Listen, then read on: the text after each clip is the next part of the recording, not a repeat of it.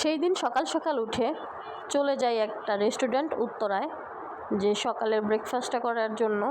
এই যে দেশি লেবু চিপে একবারে শরীরের শক্তি দিয়ে সবগুলো রস বের করে এই যে ঝাল ঝাল ভুনা খিচুড়ি চিকেনের উপর দিয়ে তারপর সেগুলো একত্রে মিক্স করে একটা লোকমা তৈরি করে যখন আপনি মুখে দিবেন, তারপরে দিই নল্লি, খাসির নল্লি।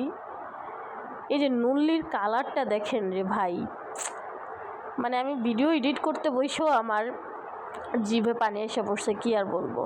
গরম গরম তন্দুর রুটি দিয়ে একবারে ঝাল ঝাল খাসির নান মুখে দিলেই মাখন।